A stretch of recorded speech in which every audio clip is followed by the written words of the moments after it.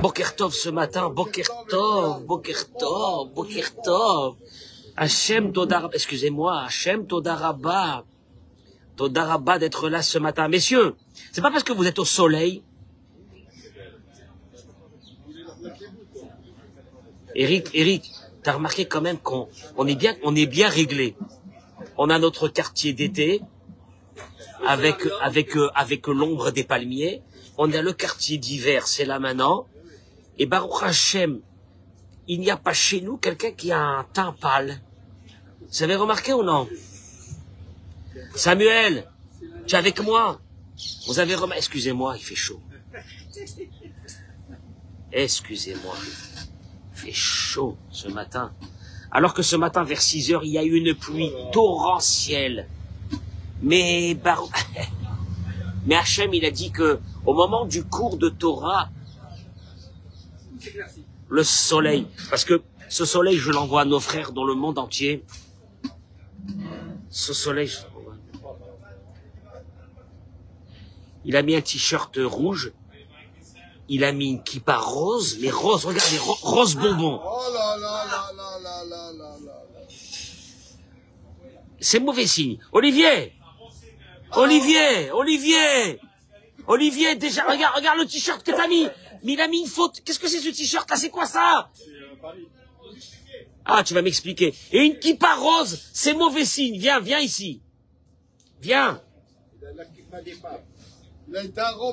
Oh là là là là.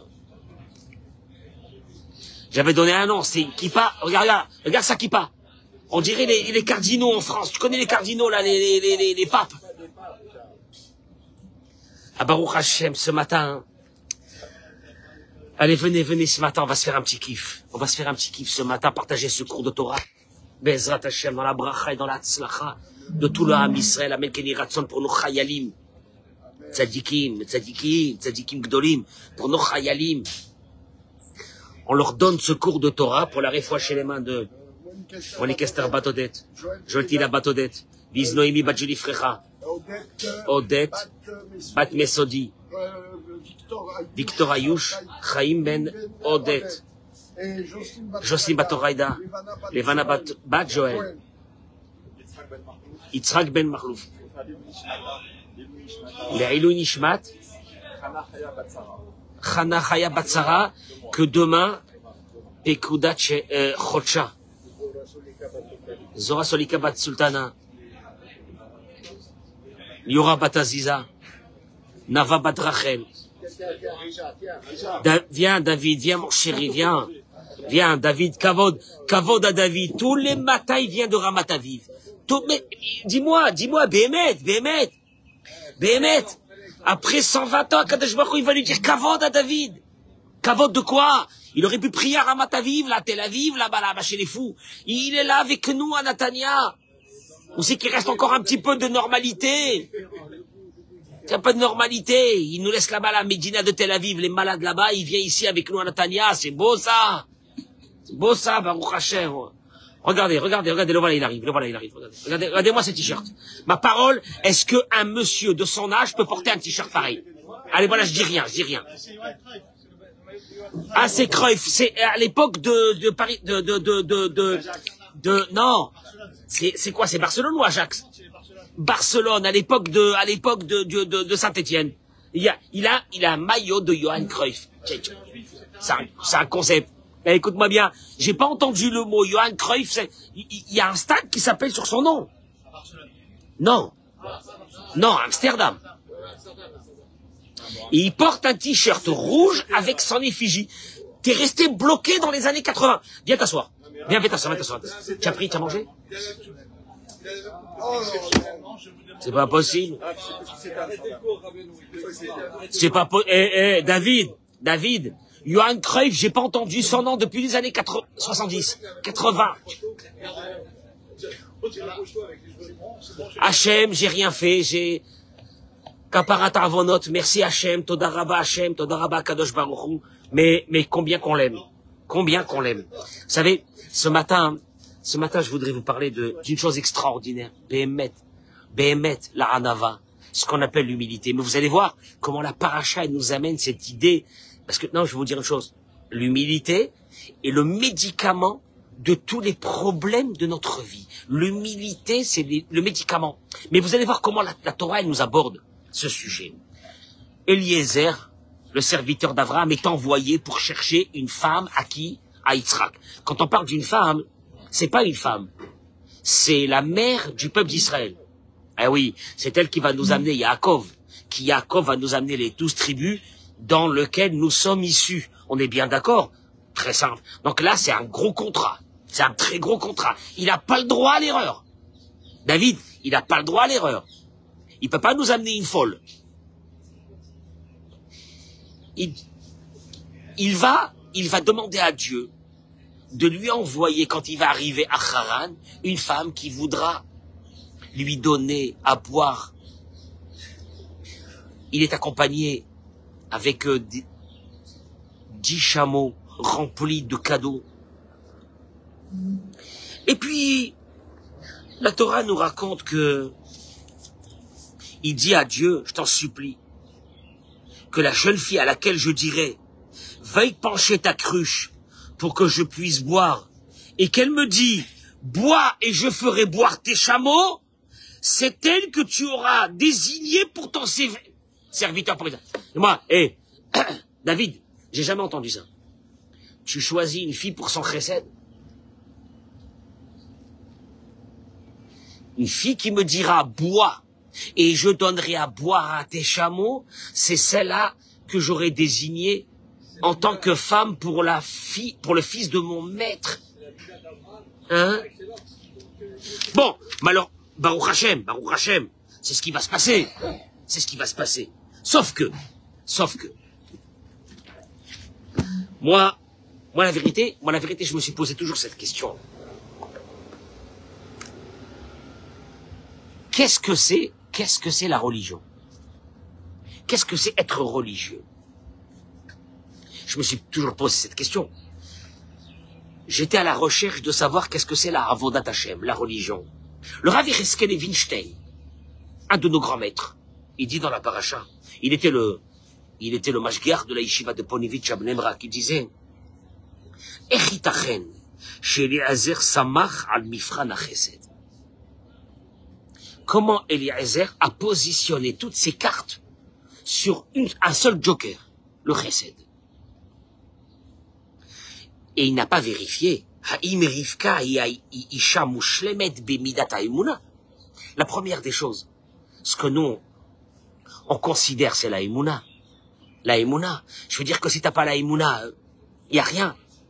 Eliezer ne dit pas, Dieu, je t'en supplie, fais-moi un signe que cette femme a la foi. Le chesed. La bonté, elle est gentille. Elle est gentille. Elle est gentille. On n'a jamais vu, Eric, que la gentillesse, c'était la foi juive. La gentillesse, c'est la émouna. Surtout qu'il continue, il dit,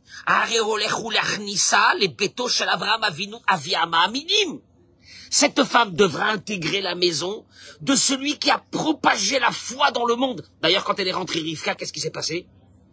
La nuée qui était sur la tente de Sarah, qui avait disparu, est revenue. La bracha dans la pâte est revenue. Allô, tu fais pas rentrer ça. Il y a des fois des gens qui me disent, j'ai rencontré une fille, elle est religieuse. Et moi, Baruch Hashem, j'adore choquer pour faire comprendre aux gens là l'histoire. Et moi, je lui réponds, et alors? Il me dit, Rabbi, comment vous parlez? Alors, elle est religieuse. Et je lui dis, et alors? Et il a compris que pour moi, c'était pas important. Et moi, je lui disais comment elle est dans ses midotes, dans son cœur, sa gentillesse, sa bonté, sa gentillesse à faire du bien. Et il est choqué quand je lui dis ça. C'est-à-dire, il comprend pas quel est le rapport entre la gentillesse et la religion. Enfin, là, avec les fondamentaux. C'est la question que pose Rav Yecheskel Evinstein. Il répond. Écoutez-moi bien la réponse, elle est lumineuse, elle est fabuleuse et elle est percutante. Je pense qu'il n'y a pas plus percutant que ça. Il dit comme ça. Kol Yehudi betivro le'amin bebor'o sheberao. Il dit en vérité, il n'y a pas un juif dans le monde qui n'a pas à l'intérieur de lui ce potentiel de émouna, de foi, qui a que Dieu et c'est lui qui l'a créé. Ah bon? Ah bon? Ouais. Et là, oui, oui, même le gauchiste. Même le gauchiste. Même le gauchiste. Tu vois, j'ai vu une vidéo d'une gauchiste qui disait à Ben Gvir, dommage qu'à Auschwitz, on n'a pas terminé le travail. Maintenant, c'est une gauchiste. La vidéo est vue sur les réseaux, donc vous l'avez, hein, cette vidéo. Elle lui dit à Ben Gvir, tu n'as pas vu cette vidéo? Je t'envoie, je t'enverrai. Elle est fabuleuse. Tu veux que je te dise une chose? C'est juste que cette femme était malade, elle est très malade. Mais il n'y a pas quelqu'un qu'à l'intérieur de lui, il n'a pas la Imouna. Sauf quoi, quel est le problème? Et là, Shama Fria, écoutez bien comment il analyse la psychiatrie d'un être humain. Et là, Shama Fria Ikari, Imidata Gaava, chez Goremet la Adam, Marchavot shel Kochi ve'otzem yadi. Vous avez pas remarqué que tous les gauchistes viennent d'un milieu très favorisé. Ils ont oublié, oui, presque tous. Ils ont oublié. D'ailleurs, notre pays aujourd'hui est confronté à une guerre qui est beaucoup plus grave. Je parle à ceux qui étudient les médias israéliens, pas I24 et I20, je sais pas quoi, en français. La plus grande guerre qui va se passer en Israël, j'étais hier en train de discuter avec Jonathan, la plus grande guerre aujourd'hui qui va se passer en Israël, qui va arriver, d'après moi, elle arrivera aux armes. Ça sera la guerre entre la gauche et la droite. Vous m'entendez aujourd'hui? Rappelez-vous de ce que j'ai dit. On verra. Mais elle arrive. Des personnes qui vont te dire Kori ve'otzem yadi. C'est ma force. Il n'y a pas de Dieu. Il n'y a pas de Dieu. Il y a moi. Il y a moi. Il y a mes capacités. Je suis high-techiste. J'ai fait des exits. J'ai gagné des millions. Je suis le plus fort. Je suis le meilleur. Maintenant, moi je voudrais le dire à celui-là. T'es le meilleur, t'es le plus fort. Ce soir, tu as des garanties bancaires que tu vas être vivant. Parce que lui, il connaît que des garanties bancaires. Tu as des garanties bancaires que tu vas être vivant ce soir? Non, même pas. Et là, il dit, la gave à l'orgueil ne peut provenir que par une chose. Une personne qui arrive à dire, c'est ma force. Et là, il dit le Rav. Alors maintenant, on revient à notre... Il dit, Nahara, une jeune fille, qui est arrivée à un niveau pareil de bonté, que quand on lui dit, donne-moi à boire, elle dira, je te donnerai à boire à toi et aussi à tes chameaux.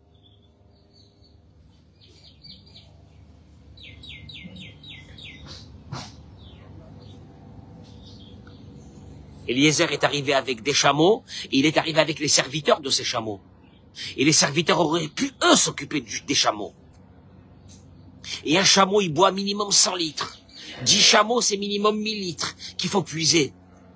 Une fille qui arrive à ça, à cette bonté. Et Vin, il dit, il a compris Eliezer, tu sais quand est-ce que tu arrives à ce chesed? C'est quand tu annules ton moi. Écoute-moi bien, je vais t'expliquer un truc.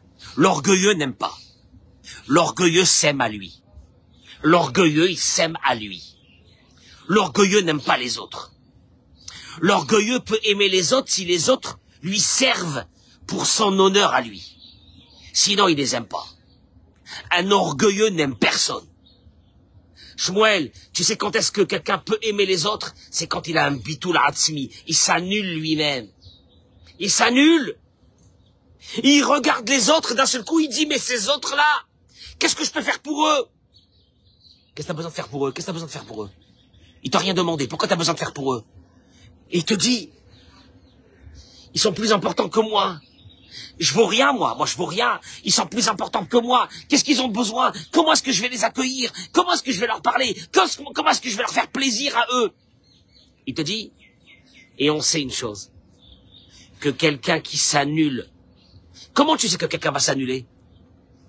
Quand tu vois quelqu'un qui veut te faire plaisir, au moment où il veut te faire plaisir, il s'annule. Je dis aux hommes et aux femmes, quand tu vois une femme qui veut faire plaisir à son mari, elle s'annule, elle veut faire plaisir à l'autre.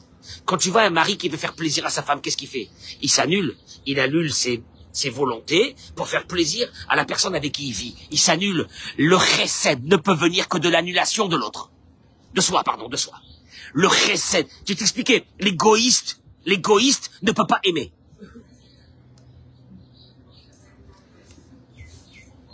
L'imbu de soi, il peut pas aimer. Celui qui s'aime, il peut pas aimer. Il s'aime à lui, qu'à lui. C'est un égoïste. Donc le chesed ne peut venir que de l'annulation de soi. La hanava. Et il dit une chose, elle est mathématique. Celui qui a la hanava, il a la émouna. Eliezer s'est dit, regarde, c'est un calcul terrible. C'est un calcul de psychiatrie. Eliezer s'est dit, si cette personne aime les autres, si cette personne a un bon cœur, si cette personne elle est gentille, si cette personne elle veut faire kavod à tout le monde, c'est qu'elle a travaillé une des graves maladies de l'humanité qui s'appelle l'orgueil. Elle a enlevé. Et en enlevant l'orgueil, directement, tu rentres dans la foi. Puisque tout le problème, pourquoi tu n'as pas la foi, c'est parce que tu penses que quoi? Que tu es quelqu'un. Hein? Que tu es quelqu'un indépendant de Dieu. T'es le plus fort, t'es le meilleur. L'orgueilleux et l'orgueilleuse, l'orgueilleux et l'orgueilleuse ne pourront pas faire du chesed. Parce que le chesed, c'est l'annulation. Eric, le chesed, c'est l'annulation de soi. J'ai envie de te faire plaisir comme ça. Pourquoi? Pour rien. Tu rentres à la maison, tu dis à ta femme, j'ai envie de te faire plaisir comme ça. Une femme qui dit à son mari, ça me fait plaisir de te faire plaisir. Ça me fait kiffer de te faire plaisir. Écoute-moi bien, c'est une annulation. Mais le concept n'est pas que là, ça s'arrête pas ici. Ça s'arrête que si tu annules ton moi, à ce moment-là, la émouna, elle peut t'habiter. Parce qu'en vérité, la émouna ne peut venir que quand il y a une annulation de soi. Je termine par une chose très importante. Donc tu comprends que quand tu rencontres une fille, quand tu rencontres un garçon, la première des choses que tu devrais vérifier, ce chesed, cette bonté, cette annulation de soi, à travers la volonté de faire du bien à l'autre, de faire plaisir à l'autre, de faire kiffer. Pourquoi comme ça? De faire kiffer l'autre comme ça. Et là, tu te rends compte d'une chose, c'est que la vraie religion démarre sur une racine qui s'appelle celle de la hanava, de l'humilité, et de vouloir. Et dis-moi, je vais te faire toujours plaisir. Enfin, quand je te fais plaisir pour rien. Et des fois, tu vois des gens béhémètes, ils sont pas très religieux. Mais il y a un potentiel de religieux à l'intérieur d'eux qui est énorme. Tu sais lequel? À chesed, à touvlev, la bonté, la gentillesse. Ah bon? Oui, la gentillesse, la bonté, le chesed provient d'une chose qui s'appelle l'humilité. Et l'humilité t'amène directement, il y a Dieu. Ah ben ouais.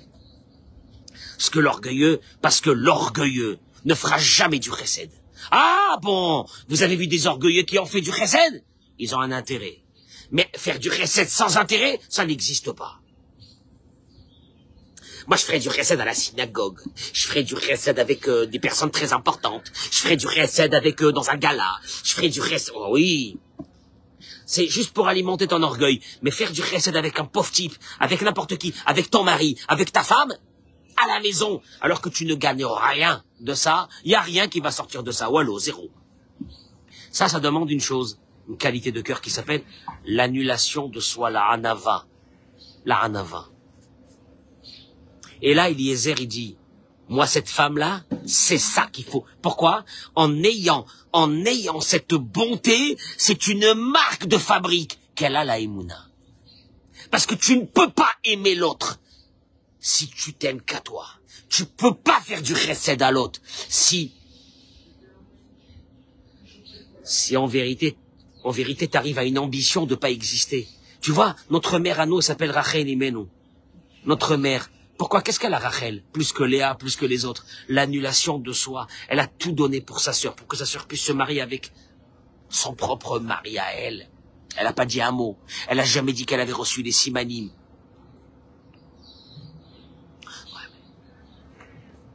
On appelle ça la Emouna. En vérité, le chesed provient de la Emouna. Le chesed provient de quelqu'un qui a ancré en lui la Hanava, l'humilité. Et là, il dit Rabbi Nachman de Breslev une chose extraordinaire. Il dit, à Hanava, l'humilité. L'humilité. À un moment donné, il faut parler de ça. L'humilité. Il y a mida psisit varishonit ota doresh abore manivraim.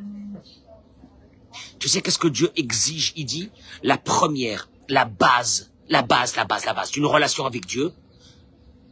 Il te demande une chose, anava, l'humilité. Maintenant, ceux qui vont m'écouter, qu'est-ce qu'ils vont dire? On est en train de se battre toute notre vie pour arriver à un standing qui va nous permettre d'être quoi? Orgueilleux. Et lui, il est en train de nous dire que la base de la relation avec Dieu d'un être humain, c'est la anava, c'est l'humilité. L'humilité, tu t'écrases. L'humilité, personne ne parle de toi. L'humilité, t'as jamais fait des étincelles. L'humilité, qui, il te dit, et pourquoi l'humilité est quelque chose que Dieu te demande? Eric, pourquoi l'humilité? Parce que sans humilité, il n'y a pas de Emouna.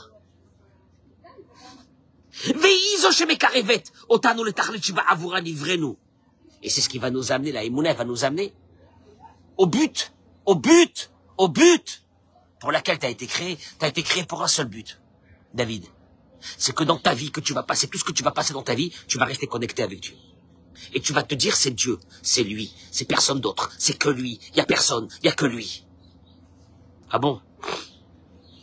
Il dit, Atrala shel kol atralot ba'inyan hazeh, le début de tous les débuts dans ce sujet. C'est d'arriver à une constatation. J'existe pas par rapport au Créateur. En vérité, ce que j'existe, David, c'est qui? C'est que Dieu veut que j'existe. En instant T, c'est Dieu, il veut que j'existe. En vérité, j'existe pas. À partir de là, tout est à plat.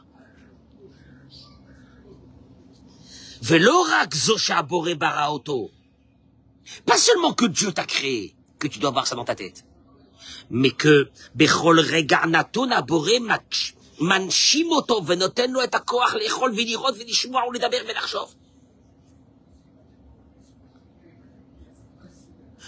Il n'y a pas plus horrible que l'orgueilleux qui pense qu'il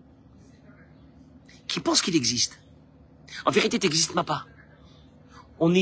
Écoute-moi bien, on est des particules éphémères. Imagine-toi quand on te dit, David, on est un hologramme. On n'existe pas. Nous, on est des hologrammes de Dieu. On n'existe pas. On n'existe que parce que la volonté de Dieu, elle est qu'on existe. Elle est que parce que la volonté de Dieu, elle est qu'on respire. Elle est que parce que la volonté de Dieu, elle est qu'on réfléchit. Parce qu'une personne que d'un seul coup, un bon matin, il se lève, il a une hémorragie cérébrale, même si il a été sauvé, il n'existe plus, il est mort. Il est là, il réagit plus. Hashem Erachem! Hashem Erachem, à Dieu ne plaise, tu dis quoi? Mais il avait 100 millions à la banque. Et alors? Est-ce que les 100 millions à la banque peuvent le sauver d'une hémorragie cérébrale ce matin? 1000 milliards. Elon Musk. Ça, c'est devenu aujourd'hui Elon Musk. Le pote, le copain, l'ami, l'homme le plus puissant des États. Elon Musk, je peux te parler 2 minutes? Avec tes milliards de milliards, si ce matin tu as une hémorragie cérébrale, est-ce que tu peux être sauvé? Je te dirai non. Donc en vérité, tu n'existes pas. Tu es éphémère. Tu n'es rien. Tu es de l'air. Ah ouais. Maintenant, il te dit une chose, Rabbi Nachman de Breslev. Va avec cette idée, elle va te détendre. Parce que toutes les colères, tous les problèmes, à moi, elle m'a parlé comme ça. À moi.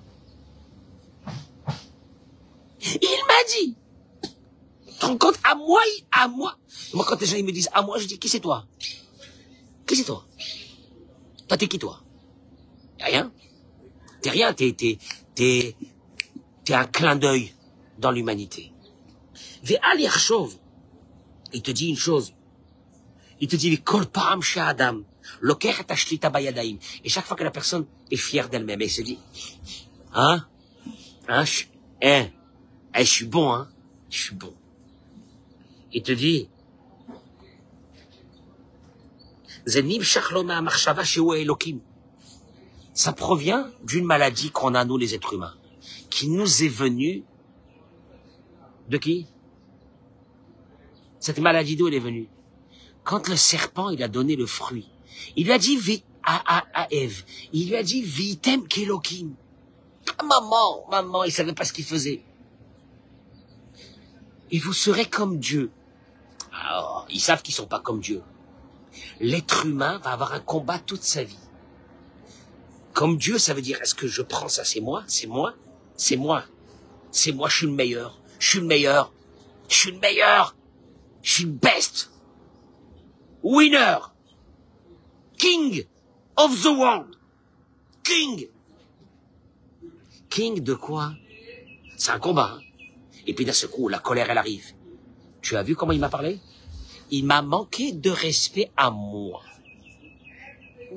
Maintenant, ce mot de Richard, à moi, j'ai envie de tuer des personnes comme à moi.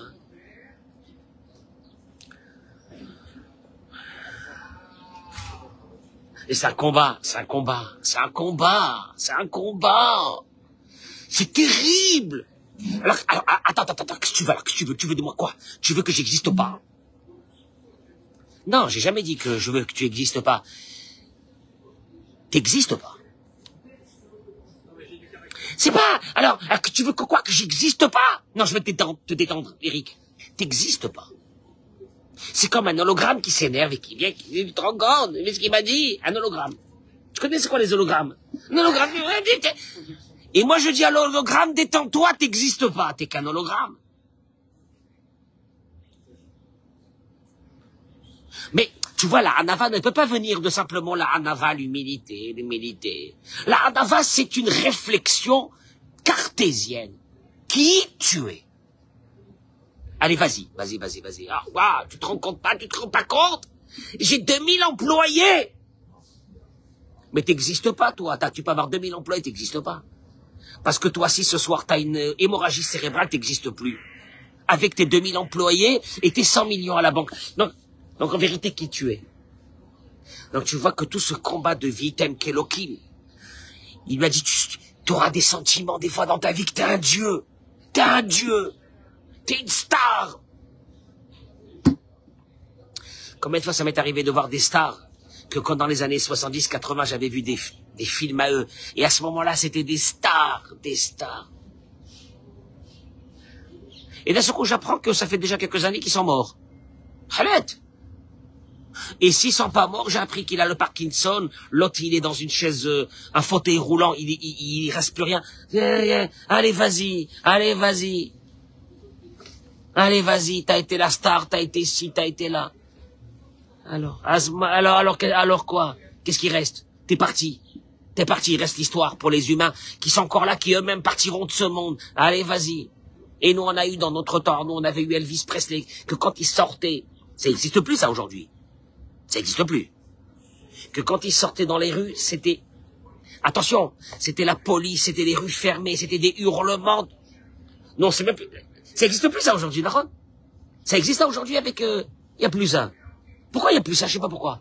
Mais c'était... Et puis là, sont morts, c'est fini, ils n'existent plus. Ils n'existent plus. C'est pas que... oui, leur mémoire, ils n'existent plus. Asma. Quand tu rentres à la maison, t'es orgueilleux. T'as vu comment elle m'a parlé? À moi? J'ai envie de te dire, détends-toi. Détends-toi, t'existes même pas, détends-toi. Que Moshe Amrou Chazal, la Gemara ramène, et je termine avec ces mots, dans ma Sichet Moed Katan, la Gemara ramène à une chose qui va nous détendre. Amar Rava, il a dit Rava, Chaye Bane Umzone, la durée de vie d'une personne, le nombre de ses enfants et ses moyens financiers, Lav Bisruta Taliamita, ce sont des choses qui ne dépendent pas de mérite personnel. Et la Bemazala Taliamita, Ce sont plutôt des choses qui dépendent du mazal. J'ai pas compris pourquoi mon copain il est devenu milliardaire et moi non. Qu'est-ce que j'ai raté?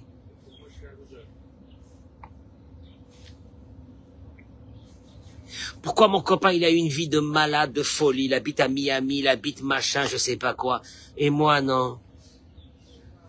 Ça dépend pas de toi. Ça dépend du mazal. C'est vrai que la Gemara va revenir sur ça et qu'elle va dire que celui qui prie, il peut changer son mazal. Mais tu vois bien qu'il y a un mazal de base.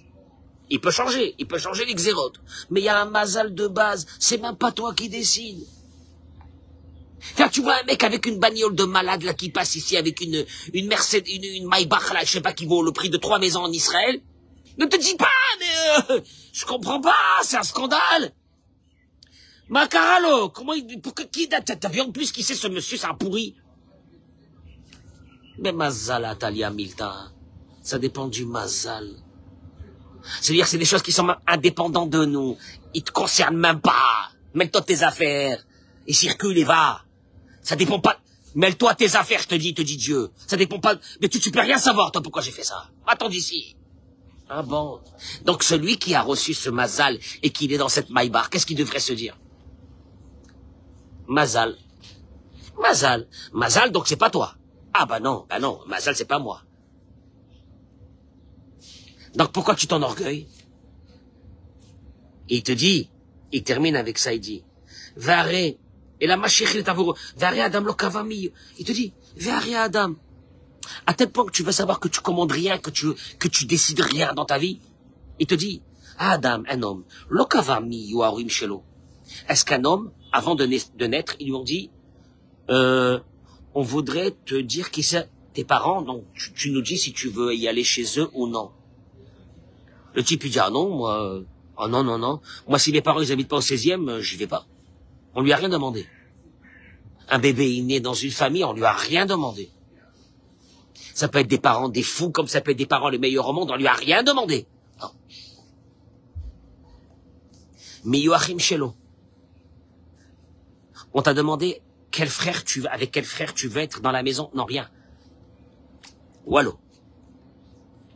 Maïe Matzav Parnasato. On t'a pas demandé quel Parnassa tu vas avoir. Briuto, la santé dans ta vie. Shnot Chayav, les années de vie. C'est-à-dire, on t'a rien demandé. En vérité, tu commandes rien. Ni tes parents, ni le foyer où t'as grandi, ni les frères et les sœurs, ni la Parnassa. Je peux rajouter moi, ni la femme. Ni le mari. Ah bon? Non, c'est pas vrai. La femme et le mari, c'est moi qui a décidé. Qu'est-ce que t'as décidé? Le 3/4 de l'humanité te diront, les hommes et les femmes, te diront, 5 ans, 10 ans après qu'ils sont mariés, si c'était à refaire, tu te remaries avec cette personne? La réponse, elle a été non. Alors de quoi tu parles? Donc en vérité, tu décides rien. Tu vois bien que tu marches avec un courant qui te porte. Et que c'est même pas de toi. Oui. Il te dit, Kolelo Dvarim. Toutes ces choses-là qu'on vient de citer. Em'ikarahaim, c'est les choses les plus importantes de la vie. Et pourtant, la personne ne les commente pas. Afilou, il te dit, Maï Hashem Shelcha, Lokavata, ton prénom.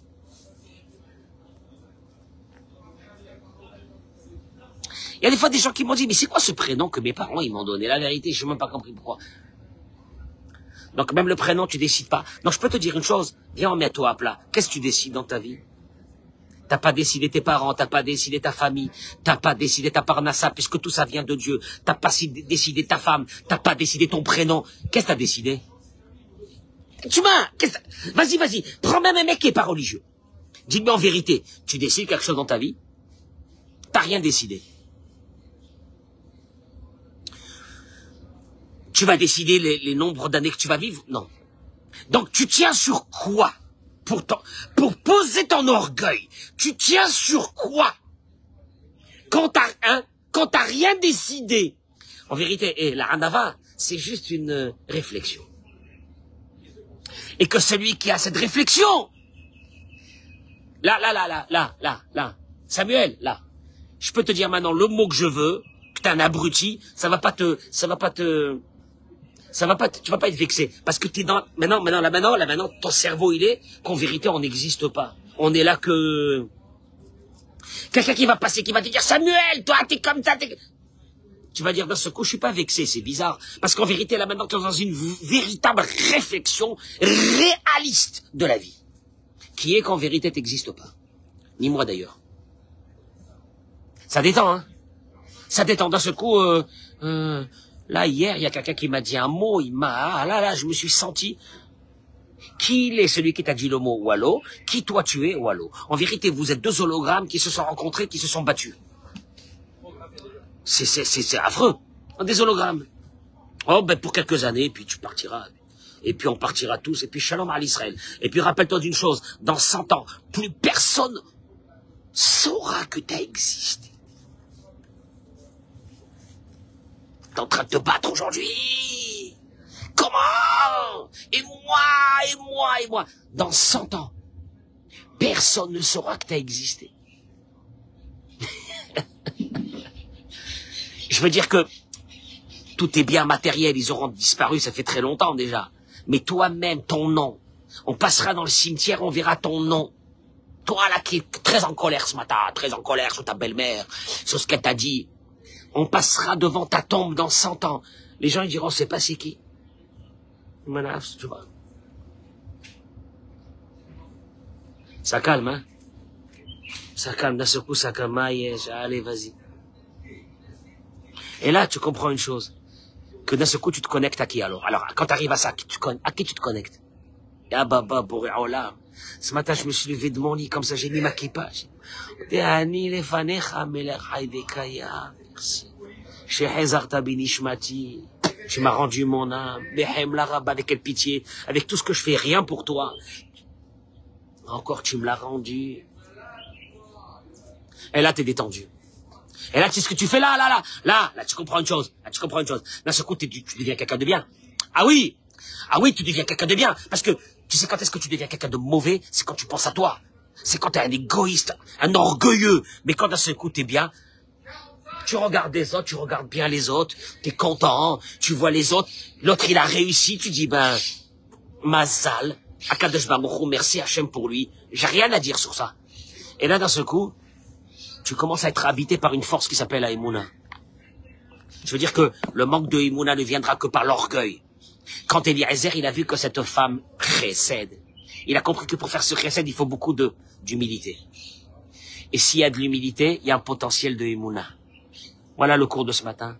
Je répète, quand il y a du chesed, c'est une indication de Hanava, d'humilité. Et s'il y a l'humilité, naturellement, il y a la Haïmouna. Car l'orgueilleux ne sera jamais Mahamine. Il n'aura jamais la Haïmouna. Et il sera un gros égoïste. Je vous souhaite une journée de folie. Amen. Kaniratso. Bracha ve'atzlacha. Partagez-moi. Secours, mettez-moi le nom des malades. Yakadosh Baruch Hu Bezrat Hashem de cette terre d'Eret Israël. On vous envoie toute la bracha et la tzlacha sur vous toutes et vous tous et vos enfants et votre famille. Amen. Kaniratso. Et de bonnes nouvelles très bientôt. Amen. Kaniratso. Toda pour tous ceux qui partagent ce cours. Amen.